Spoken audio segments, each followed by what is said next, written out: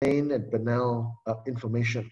So it's important to realize that it's quite easy for you to get the airtime or to get the newsprint space, the column inches. It is quite another to deliver good messaging, because clear and substantiated messaging is critical. Okay, so if you come out and say kind of like inane or boring stuff which doesn't further the agenda or doesn't further the market commentary in a significant way, you've kind of like wasted the platform. Okay, so what I mean, for example, is okay, of course, when I talk about PIMCO, right, I talk as a broad institutional sense. Of course, each individual investor or fund manager will talk very specific messaging about the kind of stuff that he or she covers. But as a general rule, messaging is delivered in a big, impactful umbrella statement. And then each umbrella statement is delivered with proof points and data to back it up. Because there's no point saying you're the best at this or the best at that without any way to, or without any statistical backup for it. Okay. So, for example, when it comes to PIMCO can tell the world, you know, Bill Gross can tell the world at the time, or Mohammed Al-Arian can tell the world at the time, oh, we're amazing, we deserve to be given $2 trillion in AUM, you know, we've been around, you know, we can do all these things for you. But to be honest, they have got the proof points behind it. I mean, they've been around in business for 50 years. They can say that they're one of the world's premier fixed income fund managers, right? And then they tend to, you know, most fund managers tend to point to these things like process and people and performance, right? But I guess process in a way is quite formulaic. But when it comes to people, there's very few people that can say, we've got 3,000 plus people around the world. We've got, you know, nearly 300 portfolio managers, over 150 analysts. So when they say we do bottom-up research, we do top-down analysis, they can easily substantiate that, okay? They can easily substantiate that. And then they can also say, well, you know, basically 83% or 8 out of every 10 of our assets, of our funds, outperform the benchmarks over a 5-year period, right? And they can point to the historical performance over 50 years to do that. And then you really can't argue with nearly $2 trillion in AUM. I mean, no one really can, right? So to give you another example, a non-money example, Netflix. I think Netflix now, the valuation is somewhere around, I don't know, $170 billion. They're fighting hard with Disney for the world's most valuable media company, right? So they tell investors, you know, we want to be the world's biggest streaming entertainment service. And it's a big ask, right? It's a big statement to make, because, you know, you've got Apple in there, you've got Disney Plus in there, you've got Netflix in there, you've got all the big players in there. And it's a very expensive game. Okay, so it's a very big statement to make that you want to be the world's leading entertainment service. So you've got to back it up. So they can say, and this is something that I picked up a few months ago, so I'm sure they've got more people now, right? They can say we've got over 170 million paid memberships, nearly 200 countries. So we are a global company versus, you know, maybe an Amazon, for example, which is only really big in North America, right? They can say we've got huge content breadth because we've got all kinds of stuff from vernaculars in specific regions to movies and documentaries and series. So when they make big statements, they can back it up with 3 data points, right?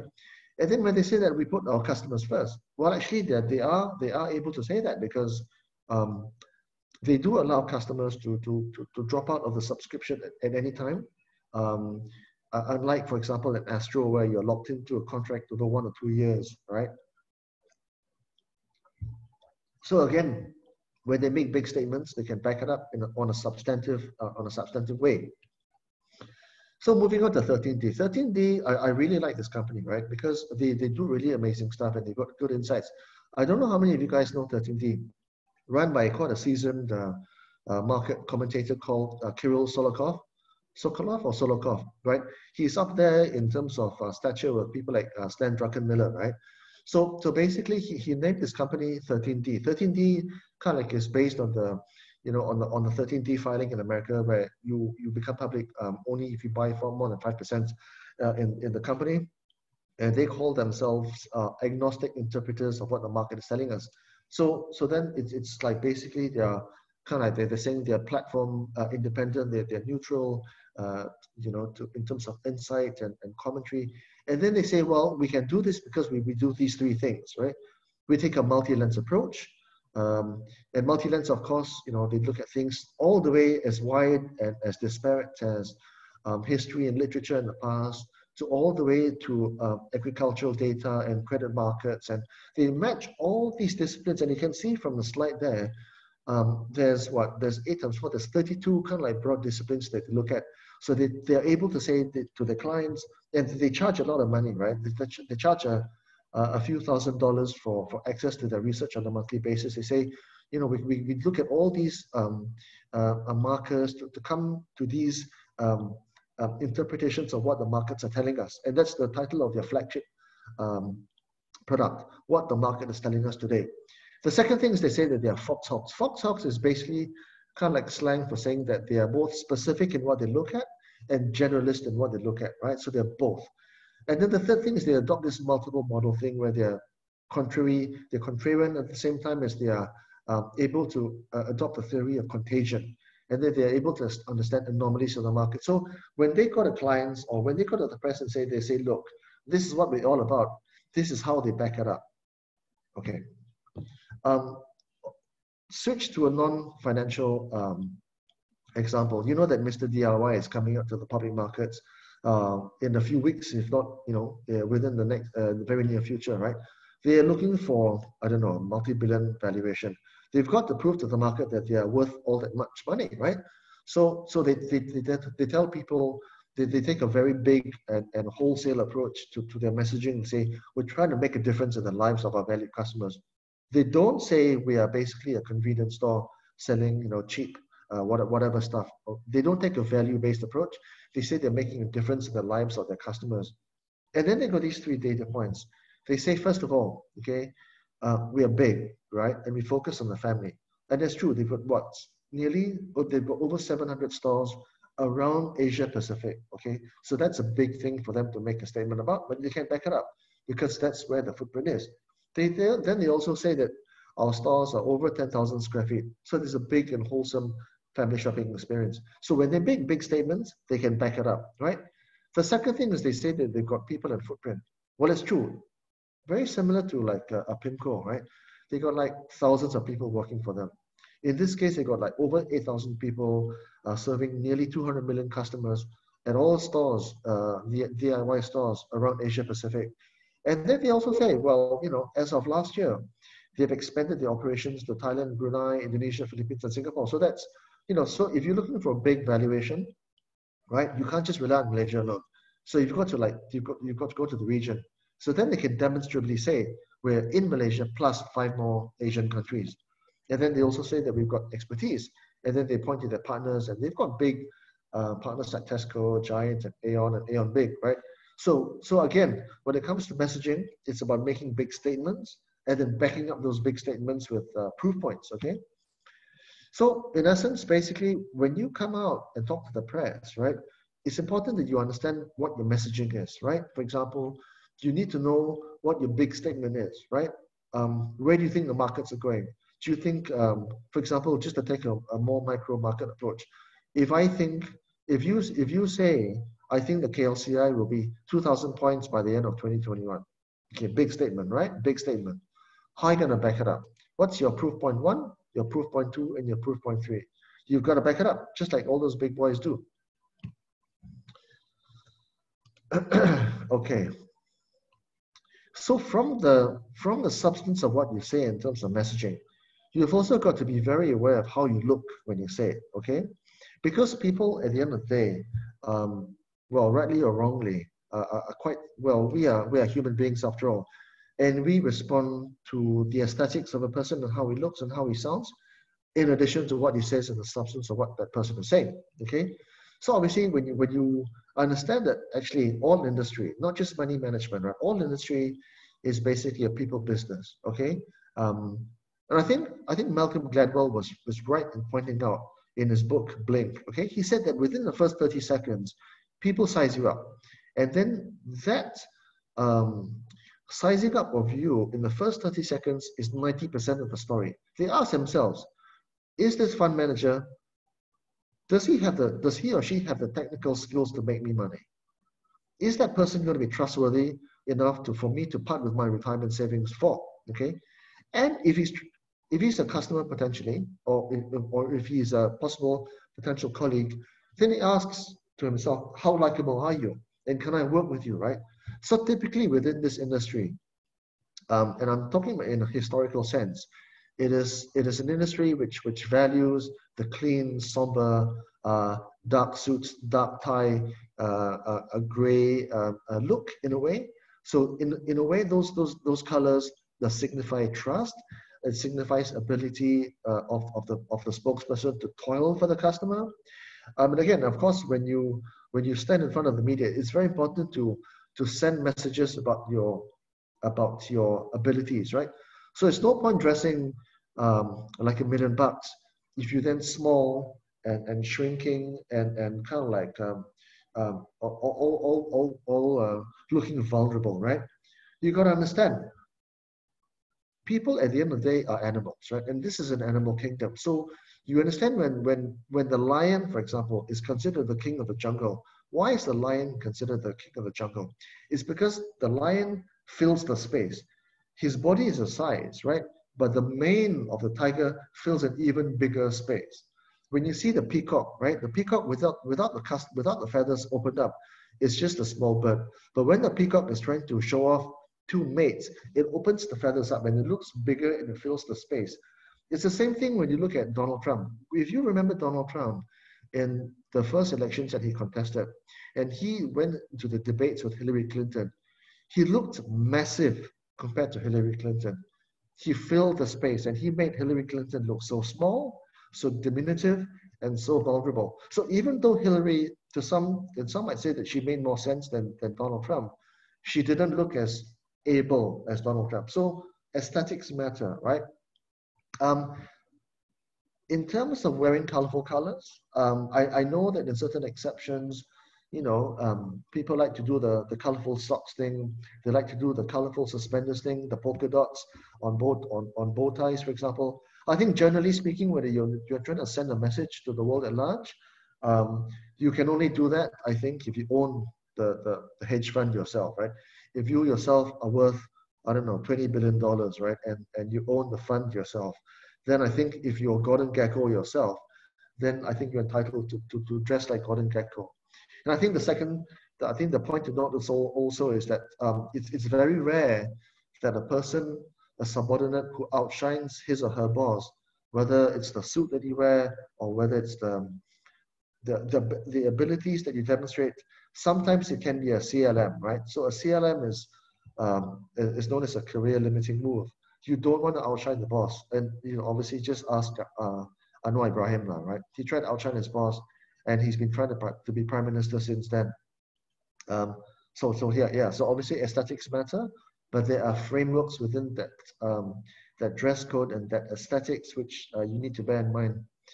I want to go to some videos here. Okay, so if we can go to the videos, Caroline, can we get those videos started? I just want to let you look at how Abdul Jalil handles his interviews. And I think this is something that he did 3 years ago with Awani when he went for Investment. This is his pre-PNB days. I just want you guys to look at how he's dressed and how he talks to the presenters. So that will take time. It's a bit of a structural shift which will take about 2 to 3 years. Prime Minister Datuk Sri Najib Tun Razak just now gave a very interesting speech about the direction of the Malaysian economy and how it's recovering well. How does this play in the context of a Singapore investor like yourself? We've always liked Malaysia. We've always found that the quality of companies are very good, and they always pay good dividend yield, so which is always a plus. The companies are quite cash generative, and also most of the Malaysian companies have gone through the Asian financial crisis, so they've kind of restructured. They don't take unnecessary risk anymore by having, say, foreign currency mismatch and all that. So we like it. So I think it's just a question of Okay. So notice how Jalil stands. Okay, his hands are clasped in front of his body. no movement whatsoever. So when the camera pans back, right, you don't see him fiddling with any pens or pencils. You don't see him holding his glasses in his hands. You don't see him like rubbing his hands like if he's cold or nervous or anything. He doesn't do any of that. His body, his hands, and his head are completely still. Okay? His gaze is not at the camera, but it's at the interviewer, Ibrahim. Okay? His facial expression is not playful, yet it's neutral, it is serious, and his answers specifically as well. When you think about, when you digest his answers, they're very tight, they're very concise, and they're very, very considered. His statements are at least neutral, if not positive. Anything which is detrimental in a way to the market is couched in a very neutral sense. And look at the colors of his dress. Gray suit, dark tie, very typical fund manager, very typical money manager look, okay? And look at his glasses, look at his tie, look at his hair, look at the angle of his head. All neutral, nothing askew. Okay, so that's your formula stance when it comes to a camera interview when you are on broadcast TV, right? It's very important that you know exactly what all the parts of your body are doing, because they have got to be in unison with what you're saying. There's no point saying something very intelligent about the market, but your body language and your dress code sends different signals. Everything must be in unison. Okay, let's go from a study in aesthetics, right, to a study in showmanship. Can we play the Adam Newman video?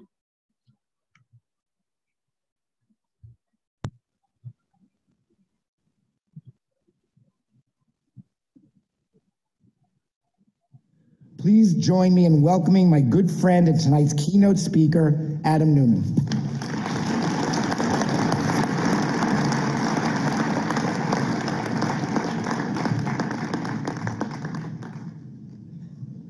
Long walk.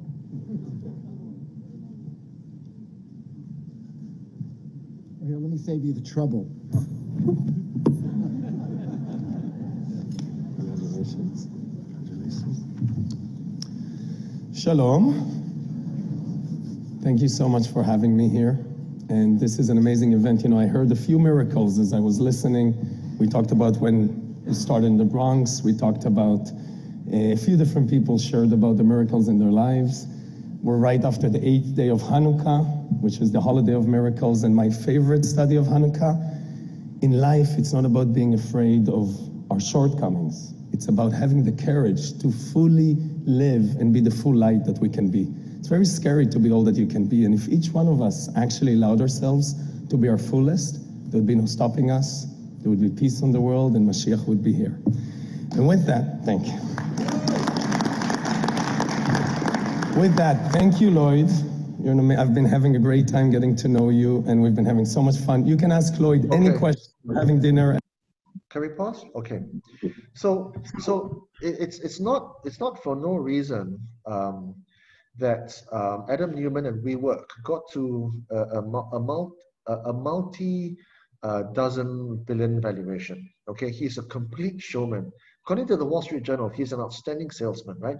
So if you analyze how he approached this ceremony, okay, you notice that the guy that greeted him and invited him to the event was Lloyd Blankfein. Lloyd Blankfein, I think at the time, was the Goldman Sachs CEO, right? This is a Jewish fundraising dinner. His body language, he comes in, he shakes the hands of someone else on stage, he nods to someone else, and then he rubs his hands together, and that's a very subtle message that he tells people that he's anticipating and relishing the message he's about to send, okay? His hand gestures indicates both back and forth and captures the entire room. So in basically 10 seconds, right, he has basically captivated all the people in the room and won the audience, okay? And over the course of the entire presentation, he maintains eye contact and exudes control and authority. That's his body language. Secondly, whatever he said within this particular ceremony was totally contextual to the event. This is a religious fundraiser, not a conference, not a business event, not an investment powwow. It is and it was a charity fundraiser for I think, a Jewish foundation, right? So he uses words like Shalom and Hanukkah and Holiday of Miracles. So it's relevant to the audience and relevant to the purpose of the function. He's also a very compelling storyteller. He tells stories. He tells stories about moving to New York, about his girlfriend, his children, his success. He doesn't use a script. He uses big themes like life is all about the full light we can be.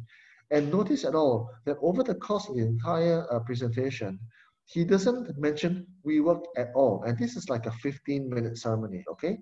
So just imagine that he is able to do all this because of all these subtle and unsubtle messages that he's sending. So again, a study in showmanship, and this is from someone who was able, by the age of, I think, 30 or 31 years old, to build a multi-billion-dollar unicorn, until, of course, he fell apart now. Okay. Third video, Peter Schiff. Can we play the Peter Schiff video?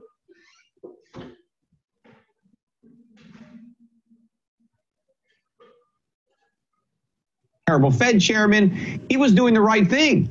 We need higher interest rates. And unfortunately, higher interest rates means the stock market's going to go down. I mean, that's just the reality. The real estate market's going to go down. We're addicted to cheap money like a drug addict is addicted to heroin. But if you've got a guy addicted to heroin, the solution isn't more heroin so he stays high. The solution is, okay, no more heroin, and now you're going to go through withdrawal. So the economy started to go through withdrawal as the Fed was withdrawing that cheap money, and Trump was like, no, I don't want withdrawal. Who's going to vote for me if they're, everybody's hung up? I want to party again. I want the stock market at record highs. And so, but because we did. Okay, pause. Okay. So obviously Peter Schiff is someone who is a huge gold bull, okay? He's been banging the same drum for the last 10, 15 years, okay? But this guy is a study in color and energy and a very, very clear point of view, okay? Because obviously money markets, right? And if you're in the money markets, you have to have a very, very clear point of view. The markets don't reward people who sit on the fence. They reward people with a very clear and unequivocal point of view. So obviously when you think about, when you look at this clip, and it's only like about a 20-second clip out of the entire 3-hour video that he did on his podcast with Joe Rogan, okay? He used amazing color and he used his quotes, and he didn't even read from the script. He said we're addicted to cheap money like a drug addict is addicted to heroin. Very memorable, very tight, very succinct, and very, very impactful quotes. He said, and he quoted Trump again, I don't want a withdrawal. Who's going to vote for me? I want to party again. And that in one fell swoop describes the money printing that the Fed has been doing the last 7 months, right? He's basically expanded the Fed balance sheet by $7 trillion in 6 months, right? It's been crazy, right? And then you notice also the logo of his company, Euro Pacific Capital, is clearly visible for the entire duration of the interview. This is a 3-hour and a bit interview, right? So for the entire 3 hours, you can see his branding is there, okay? Euro Pacific Capital. And in case you're wondering why he doesn't wear a suit and a tie, well, that's because Peter Schiff owns Euro Pacific Capital, right? And then when you understand also that he's only sending one message, right? And you might disagree with that message, or you might disagree with that message, but the message from him is very clear. Fiat money is near its end, and move to gold as a safe haven.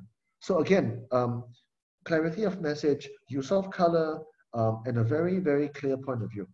Okay, let's go to the fourth video, which is Muhammad Al-Arian. Muhammad Al-Arian, PIMCO. Let's play that. Decide to come out now to speak?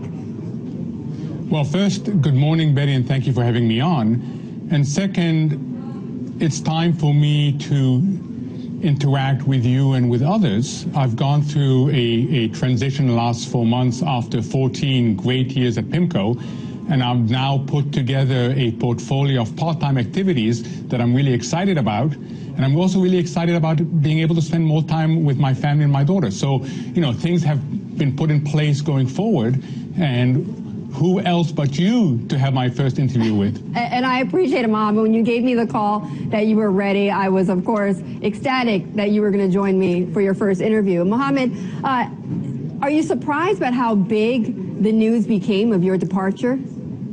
I was.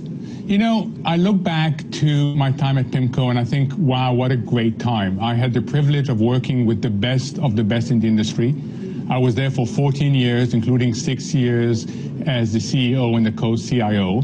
I have lots of friends. I value the acquaintances. I value what we did in terms of serving our clients, what we did in terms of globalizing the firm, in terms of diversity and inclusion, in terms of the PIMCO Foundation. But it was time for me to do something different. It was time for me to step back and have a different perspective on life. And after the long hours, the grueling travel schedule, it just was. Okay, so it's not clear from the video, but Muhammad Al-Arian, at the time when he was at PIMCO, this interview demonstrates his ability to control the platform, to control the narrative, okay? And this is something also for you guys to understand. It is very important that you are able to control the narrative, to control the messaging, and to ensure that you are in charge of what is said, okay? So what Muhammad Al-Arian did at the time, and this is the time when he and Bill Gross were reportedly quarreling, right? And people were redeeming the funds from PIMCO, I think a few $100 billion, and people were concerned that that fighting between him and Bill Gross would damage the performance at PIMCO. And eventually, Al-Arian did resign. And even though Bill Gross at the time was very, very public and gave a lot of interviews to everybody and all and sundry, Al-Arian did not. He was silent for a number of weeks. And then when he decided to come out, he chose Bloomberg, he chose Betty Liu, he chose the time of day, and he basically was able to control everything from the word go, okay? I think at the time, Betty Liu wanted to ask Muhammad Al-Arian, what happened? She wanted the gossip. She wanted the story. Do you think she got the story? She didn't get anything. Because what Al-Arian did at the time then was he used her name, who better than you, Betty, to give my first interview to. She melted. You know, when the God of the Bond world remembers your name and says it on live broadcast, right? Your ability to think straight as a journalist goes out the window, okay? It is a very powerful thing to have that power over your interviewer, because at the end of the day, the platform is a battle of wills between yourself and the interviewer.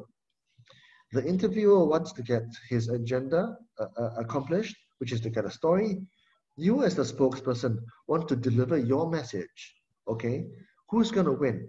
You use control techniques to get your point across and to win, to make sure that your agenda wins. So at the end of this interview, right, Al-Arian won, clearly. He was able to deliver on brand Al-Arian. He was able to be full of praise for his former employers. He was able to tell the world that he left his old office in a very good situation. And he was able to achieve all his objectives without suffering any downside as a result. Okay. Final video is a study in messaging and sound bites. And this is from Deutsche's Jim Reed. Deutsche's Jim Reed is someone who offers a very good daily digest of what's happening in the market. So let's play that. You know, central banks and I guess the end of what they can do. What comes afterwards, and what does that mean for bonds? I do think fiscal policy has to be used more. And look, I'm at heart, I'm a creative destruction guy, so you know, debt that's too big should collapse. But I think we've built a system that is too reliant on debt, and therefore, if it does collapse, we have a big problem in the economy. So therefore, you probably have to try to reflate into that debt.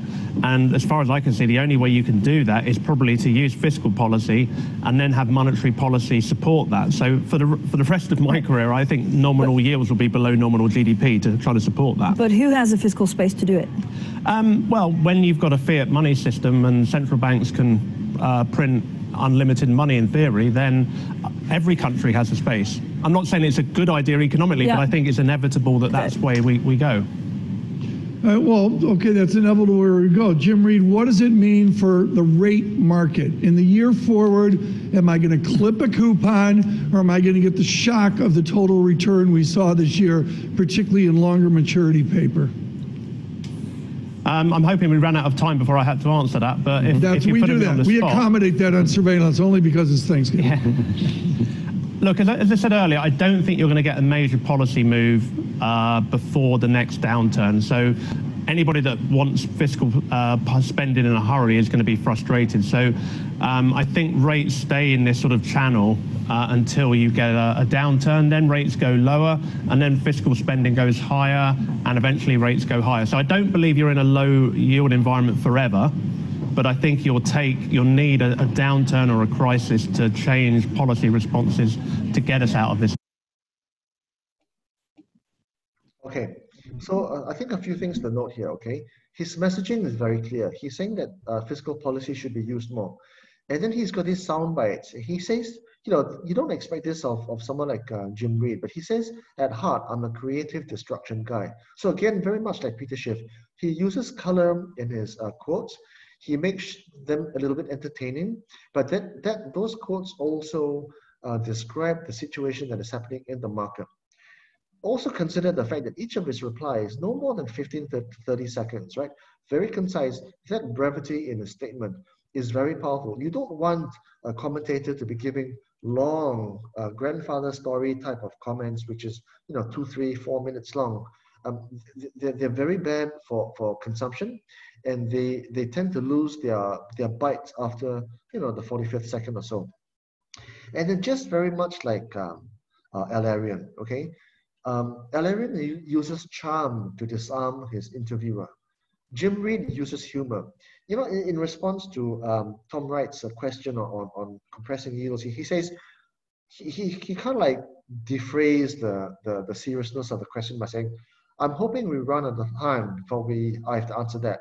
But then he goes back and answers the question. So it's very interesting how these experienced commentators are able to call on a whole bunch of weapons and a whole bunch of tools to really be very, very powerful commentators. And that's why people like Jim Reed and Al-Arian and all these guys like Peter Schiff, they are constantly being called back by CNBC and Bloomberg to be commentators because they know the markets, they've got very good insights, they look well, they speak well, they sound well, but they've also got the elements of performance about them.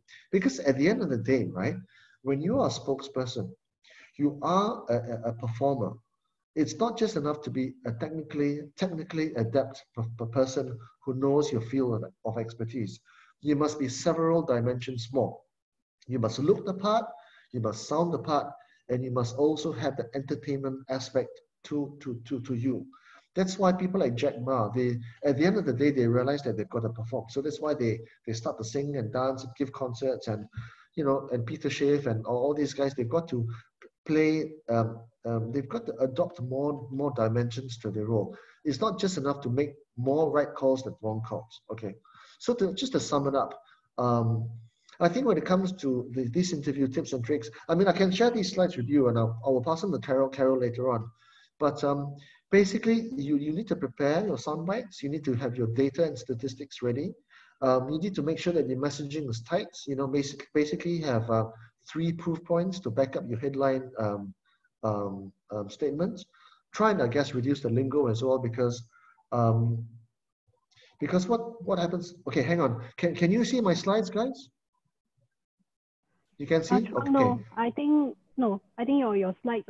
You have to share your screen again. Chuang? Okay, let me. Okay, this is the thing. Okay, so there's these tips and tricks which I talked about earlier, right? First of all, you prepare. Okay, so you prepare your stats, you prepare your sound bites, you prepare your anecdotes, and then you practice. Second thing is you have your messaging, right? So just like how Al-Arian had his messaging, Schiff had his messaging, Jim Reed had his messaging. All these guys come to the platform fully prepared with their messaging. They are also able to use certain tips, certain techniques like humor or charm to bridge away from the difficult question to their own agenda. Okay, so you can imagine, Betty Liu of Bloomberg asked Alarian, were you surprised by the impact of your resignation? He says, I was, but da-da-da-da-da. Who better than you, Betty, to give my first interview too? So he used charm. Jim Reed was able to use humor. I'm hoping I run out of time before I have to answer the question. And then he goes on to his own agenda, okay? So there's other things like countdown, like I'm going to talk to you today, Betty, about these three things. Bam, bam, bam, 1, 2, 3.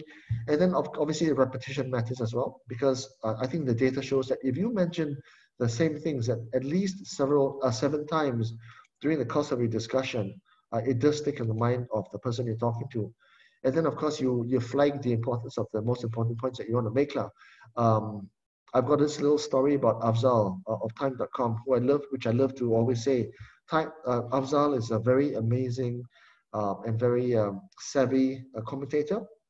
There was a time a few years ago when he took a whole bunch of reporters to Kuantan, and he didn't talk to them for the whole day. And then I think at 3:30, he came by the media table and he says to them, he says, guys, I'm really sorry that I wasn't able to give you any briefings or any press conferences today. But if you remember nothing about today, it is just these three things. 1, 2, 3. And then by flagging those 3 important points, he gave the story to the reporters. So the next day, everybody from the Edge to the Star to Business Times to the Sun, they all went with his 3 points on the front page of their newspapers. Okay, so that's how important these points are. So I guess in short, try and take control of the platform. Try and do an Alarian. You choose the platform, you choose the time you go on, you choose whether you want to be live or recorded, right? If you're able to, do live, because that's always good, because it's much more, it's a much more animated discussion. But if you can't, then do the recording. Always take control the narrative, control the flow, control the direction of the platform. Use a whole bunch of techniques that you can if you're able to. Charm, for example, humor, bridging. But I think above all, right, your messaging must be good enough to be superior to the interviewers, because the interviewer will always come to you with his own agenda, right? I want to talk about this. It can be 1MDB or corruption or whatever it is. If you come to the interviewer with an agenda which is better than the journalist's agenda, the journalist will go with your agenda because that's more newsworthy. So that's very important to remember. Always be prepared. Have your agenda prepared, and ensure wherever you can to make sure that your agenda is superior and much more newsworthy than the journalist's own agenda. And also remember, at the end of the day, people like you are performers. You know, you're no longer a fund manager. You're no longer analyst. You're no longer just a guy who has to make more right calls and wrong calls. You are up there in front of the microphone or in front of the reporter with his pen, and you are performing. You're performing to further your company and your franchise. Okay, so interviews are not meant for you to answer questions. They are merely a platform for you to deliver powerful messaging, and that's a very important thing to remember. So at this point in time, I think we've got about 30 to 40 minutes left. Let's go on to the drills, right? If possible, Carol, yeah. Is that right? We've got a... Yep, I think it's fun time now to see some of this practice, right? So we have 2 of our colleagues, the members who have submitted their elevator pitch. And if I may call out to Daniel to do his pitch, the first one. Daniel? Hi, Chuang. It's Daniel here. I've heard Hi, Daniel. The FM, and it's a privilege to have you here with us today. We do not have a company. It's an elevator pitch related to a podcast. And personally, given your background in radio broadcasting, I couldn't have thought of anyone better than you to provide our very own first feedback. Can I just confirm that I'm able to share screen and share a short video of our podcast? Carol, is that all right? Yeah, yep. Okay. I'm not sure how smooth the connection will be, but I'll give it a try. This is our intro video for our podcast. It's called 2.5 Financiers.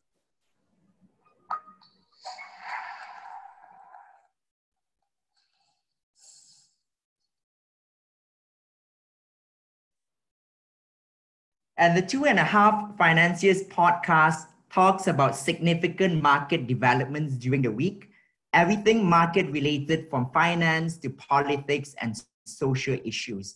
We offer a healthy blend of conventional and unconventional views. Whether you are a seasoned market analyst or a casual observer, we offer something for everyone. Our podcast runs every Saturday, covering various domestic and international news. It's a fun, light-hearted conversation suitable for people of all backgrounds. Whether you have a finance background like we do or not, join us and share your thoughts. It's a 40 minutes of good fun once a week. So that's our intro video, and that's our elevator pitch that we have on our LinkedIn page. So very much like to hear what your feedbacks are. Thank you, Chuang, for your time.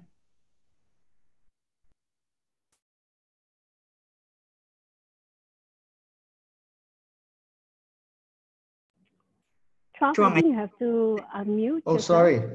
Okay, sorry. Daniel, I thought that was really good. I thought that the main thing about your spiel was that you're able to do this within 60 seconds. It is a very rare attribute for a novice spokesperson or commentator to be able to distill his or her message into 60 seconds, right? And essentially within 60 seconds, you want to be able to say 3 things, right? So 20 seconds for each message. So that there's a whole thinking process behind messaging. Because when you do the things that you do, when you run an operation like you run an operation, or when you cover a market as big as the market that you cover, it can be very overwhelming, right? That's why people like Warren Buffett say, the skill of a very good fund manager is able to distill all the information that he or she consumes on a daily basis into just 3 actions, which is to buy, sell, or hold, right? So if you can do this and have that thinking process to distill your messages into 3 very clear ideas and to say them within 20 seconds, that is a big attribute by itself, okay? The second thing, of course, is the impact of what you say. Now, I felt that in terms of what you're trying to do with 2.5 financiers, it is interesting. It was okay, but does it hit you between the eyes? Does it tell you you can make? Does it give you the upside? Does it give you does it compel you to tune in and to listen to what you're going to be talking about on a weekly basis when the regularity of that podcast comes on? Daniel, can you just open and talk to me about your intention behind this podcast? Yeah, Chuang, I think the 2 points I would like to bounce off with you. We've been having a little bit of an internal dilemma in the sense that we can't really be providing financial advice because you need to be licensed by the SE to do that. So it's a very fine line that we are threading between advice and factual sort of commentary. And the other issue we've been having a little bit of difficulty with is narrowing down our target audience. We haven't committed ourselves to a particular sector because we're still trying to find our only a few weeks, a couple of months in, and we thought we'll just keep the canvas open and keep the sheet pretty much blank and see where the interest is and align ourselves accordingly. What are your thoughts on that? Yeah, I agree with that. I agree with that every enterprise needs to start to not suffer from over-analysis and just to get the ball rolling and then get it out there and then tweak the model as you go along. At the same time, also, I would also say that it is a very crowded scene, okay? The podcast scene, the financial market scene, the buy-side scene, fund managers as a whole or fund management institutions struggle with providing messaging that differentiates them from everybody else. Okay, that is why even when you look at the PIMCO website, they talk about people, process, and performance, which is what a lot of fund management companies they tend to do because they don't know how else to differentiate yourself. So the challenge is from going beyond to distilling what you're trying to do in 3 simple sentences in less than 1 minute, so that you've got the clarity of mind. It is also able to come up with very impactful and substantiated messaging that differentiates you from the rest. Because out of all those podcasts that are now on Google iTunes and Google Play and Spotify and everything else and Podbean and all that, you're trying to compel people to tune in and listen to you. Basically, you and your podcast partner discuss financial matters. And it's even more challenged by the fact that you're not going to give a financial advice. You're not allowed to do that. You're just going to be discussing one issue. So I think the challenge for people who want to message what they're trying to do is to be able to differentiate themselves and basically to stand out from the crowd. Okay, I think that's the biggest challenge. Daniel? Thank you, Chuang. We will definitely on and speak them into our podcast strategy. Yeah, we raise questions and we invite our listeners to form their own views, but we don't have a definitive conclusion as to whether this investment is good, this Fed policy is stimulative. I mean, we do comment on those things, but we don't comment specifically on stock recommendations and things like that. So we try to steer clear of those stuff. Okay. Thank you. Okay, just one last point, which I think is a question that you sent to the chat group, Daniel. I presume this is yours.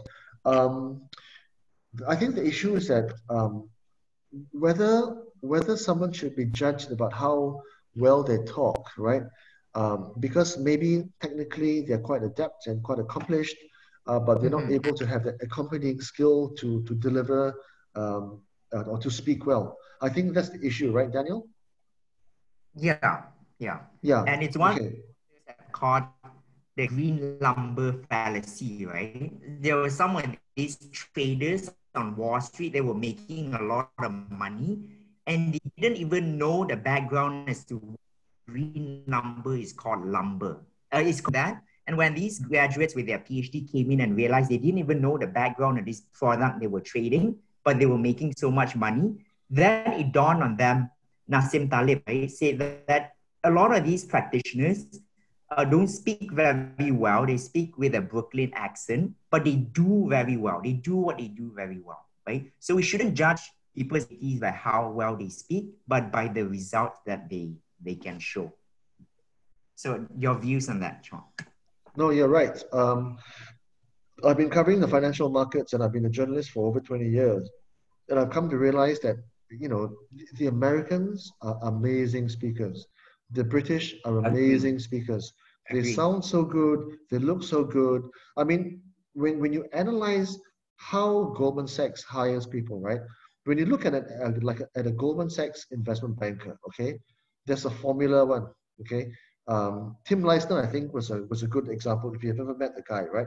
He is 6'1", 6'2". He's blonde. He's good looking. He dresses amazing. He dresses like a GQ model, and he's come from an Ivy League university background. So they've got the substance and they've got the look. Okay, you put together that package, they are able to sell product which delivers millions and millions and millions in fees.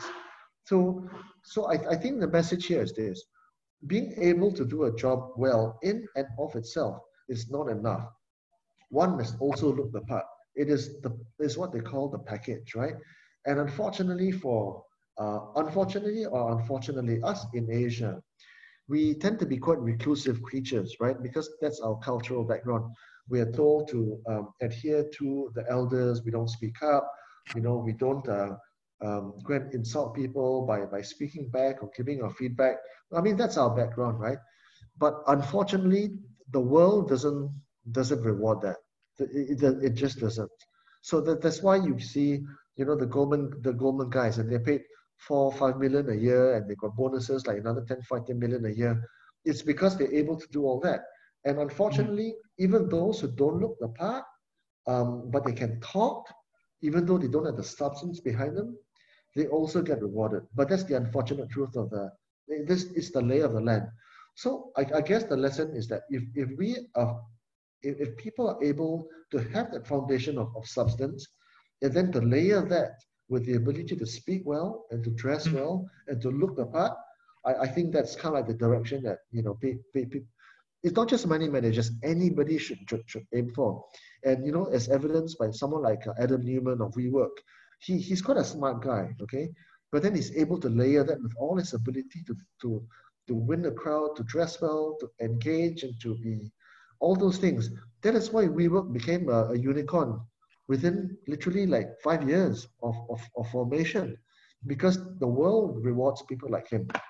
Okay, can we move on to the next, I guess, commentator? Yeah, so we have Manyi. Thanks, Daniel. We have Manyi, a senior risk manager from the risk consulting practice in Deloitte. Manyi, would you like to enable your video and do your pitch? Sure, hold on.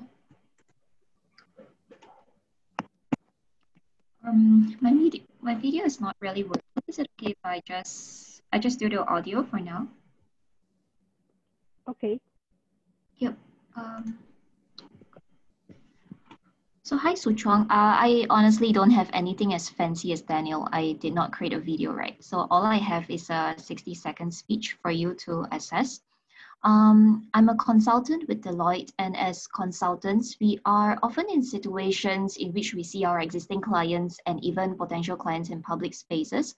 So here, the scenario I'm assuming is that I bump into say a CFO of a bank at a public conference, and that public conference is touching on a specific topic or area.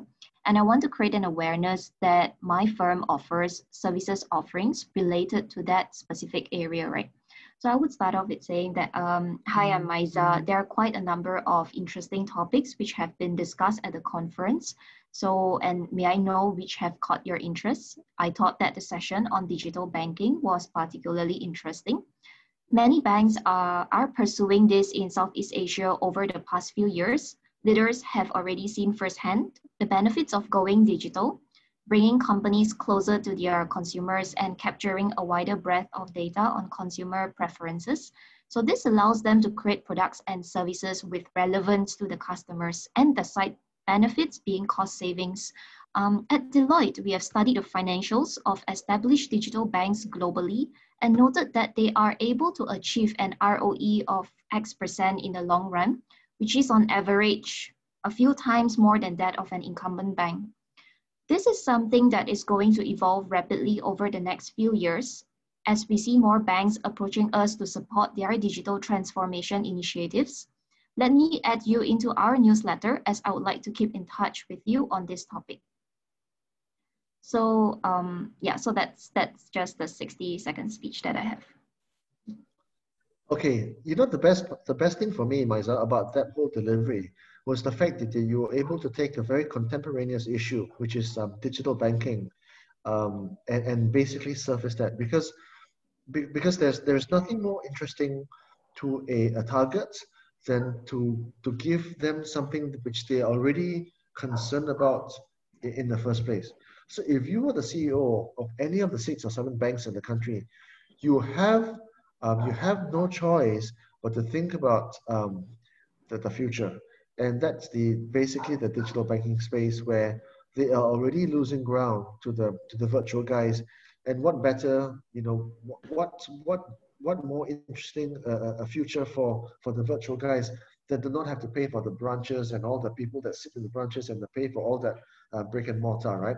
So it's a big issue. And then I think that's why people like Piyush Gupta put all his resources at DBS into digital banking as early as what, 4 or 5 years ago, right? I mean, this is a long time ago that he was already doing this, okay?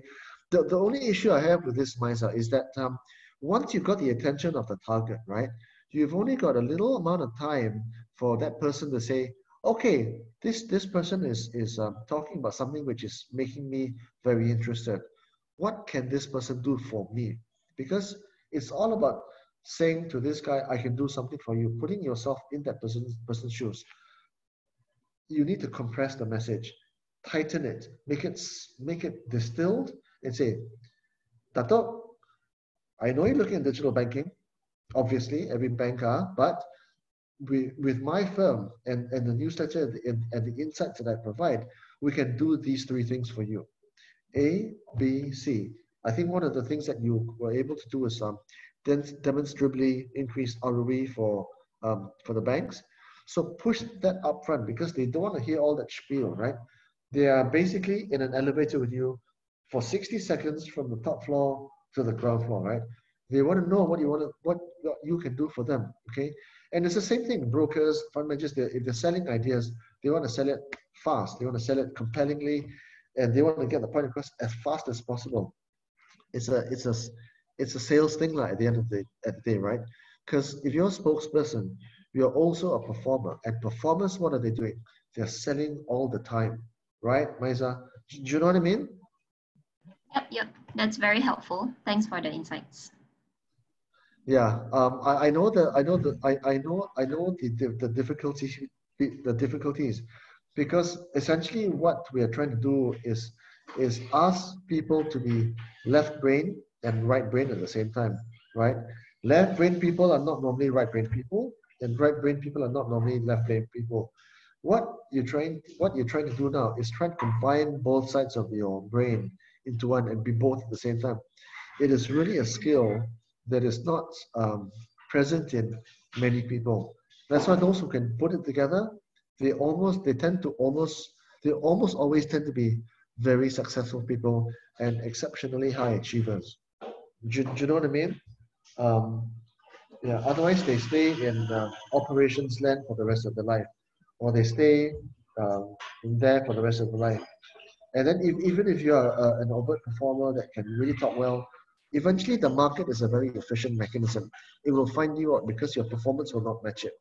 So if you have a substance and you have that the form at the same time to go with it, over the long term, you'll separate yourself from the rest of the market because you can demonstrably achieve what you said you could do at the start of the whole activity. Do you know what I mean? In a roundabout way, maybe I was myself a bit too long-winded. Yep, understand. Thanks. Yeah. Thanks, Manyi. Thank you. Now, before Carol? we see who else I would like to present, there were actually two questions coming from the chat. Maybe if you like to share your views as well to the questions. One of it was from Jin Yong, actually director of the society. He's asking, how important is it to get instant feedback from the target of your message? Or do we just rely on observing body language? Yeah, okay. That's a very good question, Jinyo. Almost always, if you're trying to sell an idea to someone, okay, and you don't know that person, it's very rare that that person is going to be honest with you and give you the time of day to say, that's not what I'm looking for. Give me another idea. You only have a very short window of time to win the attention and to win the buy-in of that person, right? So I think invariably you have to rely on the impact of your message, to rely on the attraction of your idea, and to watch whether the guy is interested in you or not. Okay, so you can see, okay, if you're in the lift with a guy, right, and you say, okay, say for example, you work at one of the big foreign fund management firms, right? Say maybe you work at Amundi or Templeton or Nomura, or one of these guys, right? And you're like one of the sales guys, or you're one of the fund managers there, right?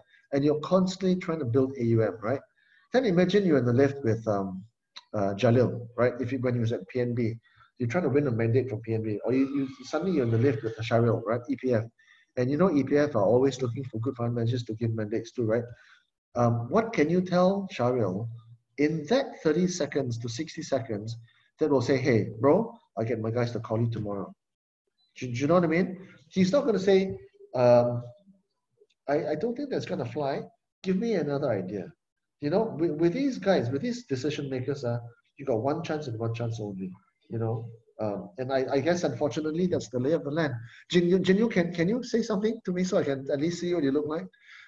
It's a very good question that you put out there. Oh, hi, Sean. Hi. Oh, there you are. Okay, hi, man. Yeah, that's me. Yes, with the white background.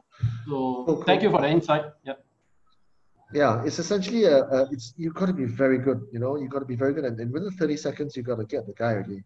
Hey, Dato, hope you enjoyed your dinner. You know, at XYZ where I am, you know, we've demonstrably done this, blah, blah, blah, blah. And then in that 20 to 30 seconds, he'll say, bloody hell, this Jin Yong, he's got his head in the right place. I'll get my guys to call you tomorrow. he's not going to ask you for a second opinion. But these guys, they, unfortunately, that's the way it is. Are you a fund manager? No, I'm not. I mean, actually a trainer. Oh, okay. Financial markets? Yes. Yeah. So how would this situation relate to you?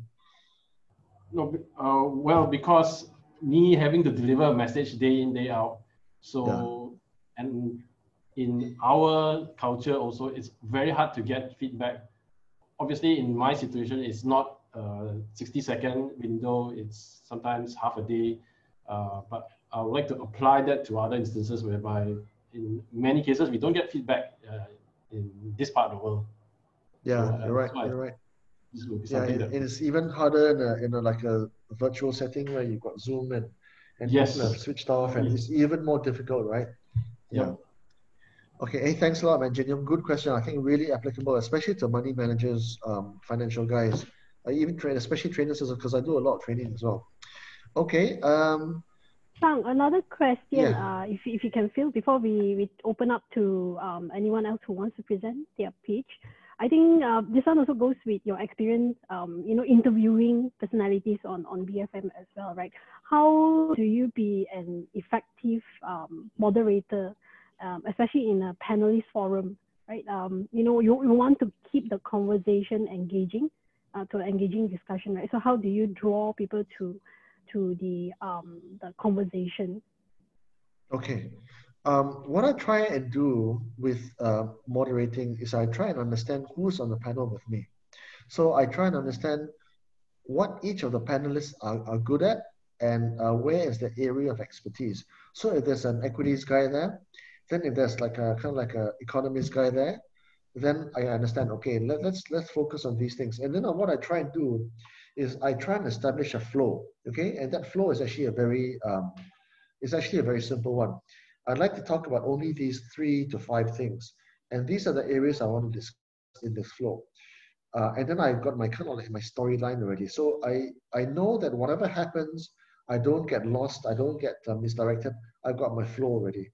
Then I will share my flow with the panelists themselves and get them to give me their feedback to this flow. Okay. So Mr. A, the equities guy, are you okay if we discuss these things? If he or she says, no, let's discuss this other thing instead. Like, so if I say, let's talk about the Eurozone, and he says, no, let's talk about the American mega cap tech instead. Okay, then we talk about mega cap tech, okay? Then to the economist, I say, look, I think maybe we should discuss interest rates and whatever, right? And he goes, no, let's not talk about interest rates. Let's talk about GDP, for example, instead. So then that's kind of like the stuff that I know this is too general, right?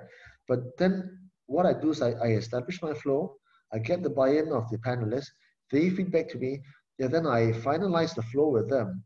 So then on the day of the event itself, the flow, the storyline, the passage of the entire 1 hour is already set in stone.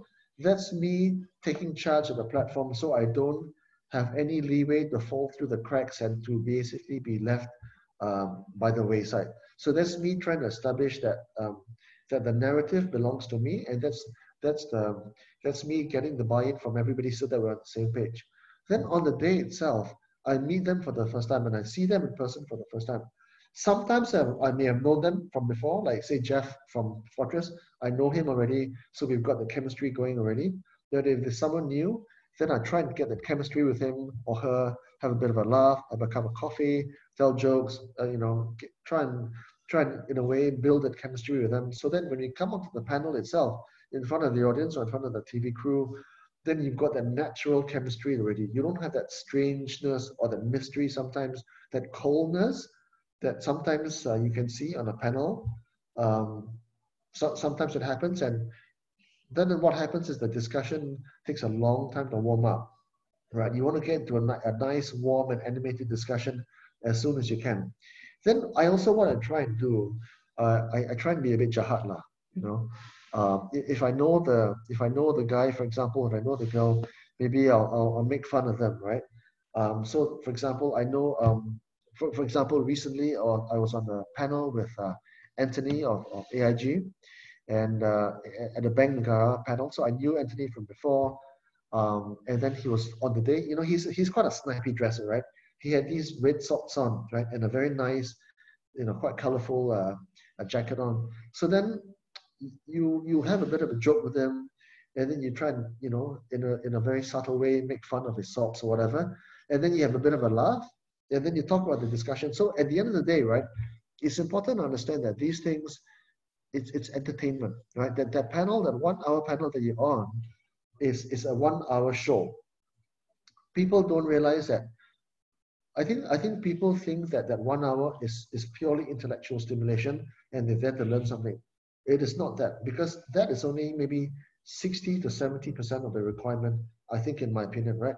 Because at the end of the day, for that 1 hour panel, you want to be entertained. You want to learn something, you want to have a bit of a laugh, you want to be invested in the conversation, and you want to also have a bit of roundedness to it. So that's why I always have a bit of a laugh, and I also try and engage the audience, and I try and get them to talk and to basically encapsulate the room, almost a little bit like what and Adam Newman was trying to do by engaging everybody in the room, so that everybody is in on the conversation, everybody is in on the line of thinking. You're not leaving anyone out. You're not being too exclusionary in your discussion. Who did this question come from? BK. BK. Hey, BK, can you turn on your camera? I want to see what you look like and have a chat. Can Hi, John. Hi, thank you for addressing it. I mean, because there are times that I was put in a position to moderate a panelist, and sometimes the panelists, right, tend not to warm up and they engage in like one person kind of discussion. So essentially, we try to get the panelists to warm up, to interact among each other, not only to the audience, because we notice some of the panelists, right, the problem is more like a one-sided kind of engagement. So at times, I just want to have a little bit of like interaction within, not only with the audiences, but amongst the panelists also, to disagree and agree. Yeah, that's important. So when you have a panel and there's like, say, 3 or 4 people on the panel, then sometimes one person might dominate the conversation. You don't want that, right? You want to take charge back. So the moderator has to be the one that says, okay, enough of you, let's have someone else. And then you have to be able to say, okay, let's move the discussion along to someone else, right? You want to have everybody talking, give everybody the same kind of like air time, and then to also engage the audience, so that everybody is moving in one direction, So, are you a fund manager, BK? No, I am an investment strategist itself. Okay, one of the big foreign banks, is it, or? Just an institutional investor. Okay, I shouldn't ask you that. Okay, okay. Hey, thanks a lot, man. Good question. Yeah, thank really you so good much. Question. Very appropriate. Thank you. Carol, anyone else asking questions? There's just one more last question there. Let me see here, by Daniel Lau.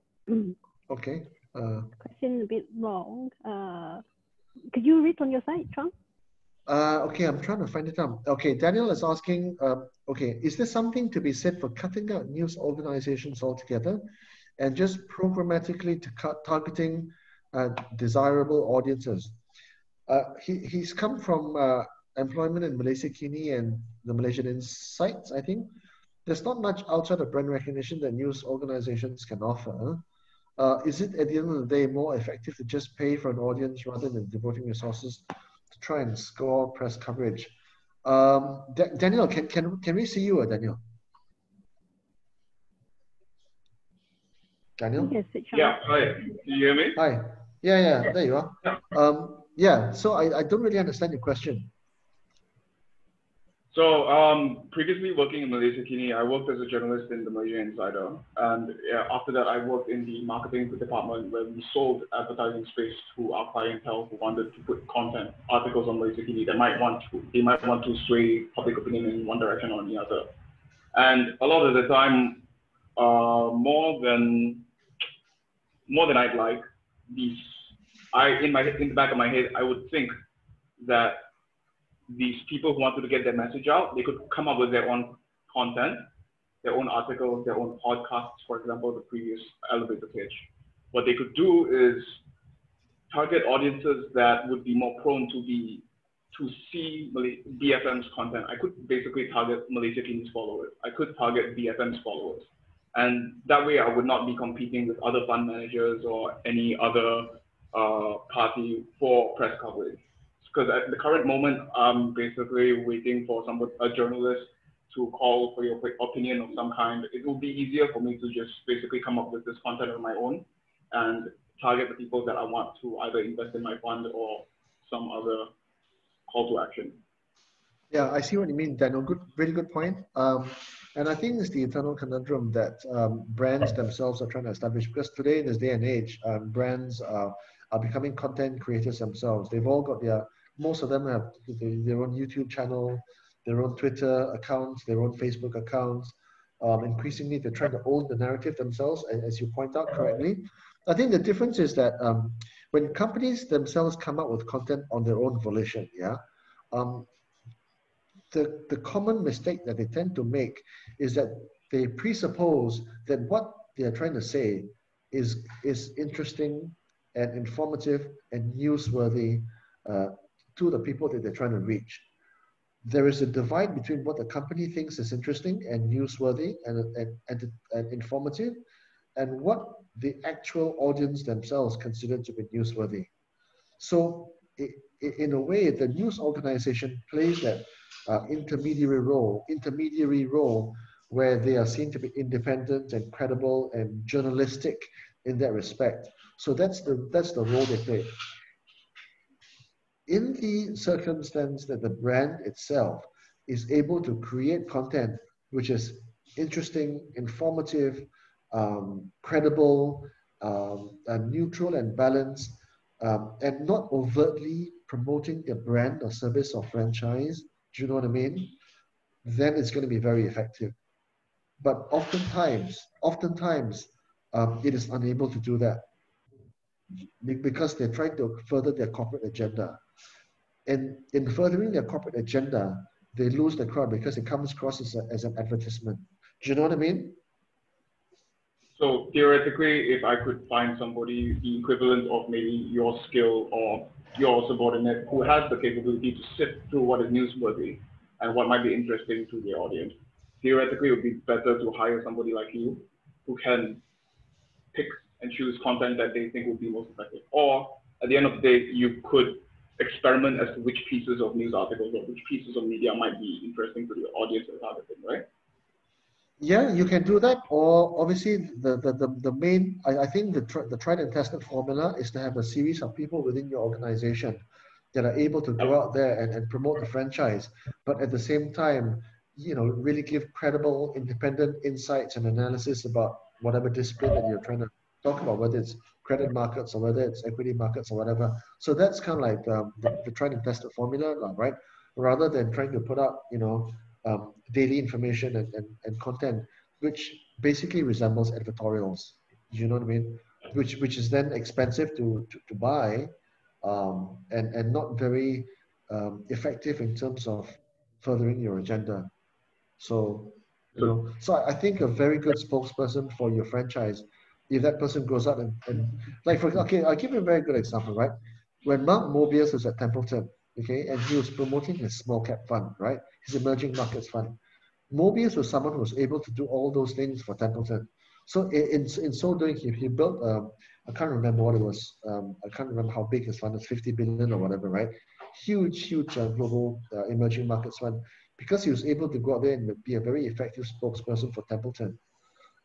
And he achieved that goal without Templeton having to pay millions and millions in advertising space every year, So I think that's what I'm trying to say, that if you have the ability to have those kind of people within your organization that can be effective spokespeople and engage the media like a Mobius, for example, then I think you've got something going. Or even you can be that person if you're able to adopt those skills within your repertoire. Thank you, John. Yeah, cool. Thanks, hey, good to see you, man. Chong, do we have time for just one last speech? We have one interested participant. Yeah, absolutely, man. Jerry? Absolutely. Yeah. Jerry Tan. Jerry. Hi, sorry, I was on mute. Hi. Hi, John. Hi, everyone. So I'm trying to pitch instead of my company, I'm trying to pitch my job instead. It's a graduate trainee program. Okay, so this pitch is intended to all the CFA candidates that's on the line. So I'll start now. Hi candidates, so I believe we join this program, CFA program, to earn big money or with the aim of joining the investment community. But you know that only around 22% of us will eventually end up in asset management. But for the rest of us, I'm here today to remind you that the world is huge and there's plenty of other opportunities out there. And I would like to introduce you to my company graduate training program, the General Electric Financial Management Program. So I want you to take away 3 things from this role. The first is the world oldest graduate training program. For a program to stand the test of time, it certainly means something. The company spent millions on training, and you get regional rotational opportunities. It's besides being the oldest, it's the fastest. So with this, it's a career accelerator with over 75% of finance executives in our company are ex-FMP. And it's not just the 2 years FMP program. If you are good enough, you are able to join the other program as well, which is a corporate audit staff program. That's a 3-year program. Going through a 5-year program will definitely take your career to another level, just like taking a bullet train. Lastly, it's the loneliest program. So we have plenty of people joining the banks, the big 4, but there will only be 1 or 2 FMP in Malaysia every year. So you'll be lonely, but that's what makes you unique. So please do check more about this program. Thanks. That's all from me. Okay, cool. Hey, Jerry, don't go away. Just stay there, right? I thought that was really, really good. Okay, I thought that was really, really, really good. The reason I thought it was really good is because of these things. Okay, first of all, you put out this situation. It's a scenario, right? And all good salespeople, they do that, right? Salespeople say, "There's a problem. The problem is this." Okay, in your situation, the problem is that all of you guys are studying this thing, this program, but only 1 out of every 5 are going to get the job that you want. Okay, so they put up a kind of like a scenario where there's a need. Okay, and then what you then do, okay, is you then say, here's a solution. Here's the problem. Here's a solution. It is called this. You give it a name, and then what you do, then you give 3 things to back it up, right? These 3 things, 1, 2, 3. It is a very good, concise way of saying, here are my things which I'm going to give you. And I can't remember the details because you said a lot, but there was statistics, there was data, there was facts in there, and it gave, it offered substance to the solutions you're trying to provide. You didn't just make empty statements, you backed it up with basically data and statistics, which is very important. It's critical, right? Before you can substantiate, you must prove. Before you can say things, you must prove that you can do these things. And then what you're able to also do is say that in a reasonably short space of time. Essentially, I think this is only about a minute, a few seconds. So, right, did you time yourself? It was an impromptu. I just think of it just now. Okay, then that's a really good start because you're able to do all those things within about 60 to 80 seconds. Obviously, it can be shorter, okay, it can be tighter, but I mean, if I had to grade this out of 10 in terms of a pitch, that's maybe 7 out of 10, you know, 7.5 out of 10. That's not bad. That's a good 2-1 already, you know, really good. But I think the key thing is that you had this situation here, this problem and solution, and here these 3. So these are the 3 points to go through it, which I thought was really powerful, really powerful. So I think you've got the makings of a good spokesperson. Thanks a lot. Yeah. So now all you got to do is look like Tim Leisner at the same time and be blonde and blue eyes. Just joking. Okay. Carol? Yep. So that's the last of it. So if there are no further questions, I think we'll wrap up for the session. So thanks a lot, Chuang, and thanks everyone who is still on the call. So we hope that you find this useful. not something as typical as what we do for a webinar, right, on the technicalities and all those. So hope you find this session informative and useful for your future opportunities. Okay, guys, good luck with all your endeavors, and I hope you enjoyed it. If you want to get in touch with me, maybe just ask Carol for my email or something. Okay, thanks a lot for doing this, and thanks for all your time. I know I'm keeping you for dinner, so good evening, and thanks again. Thanks, everyone. Have thanks, a good day. guys.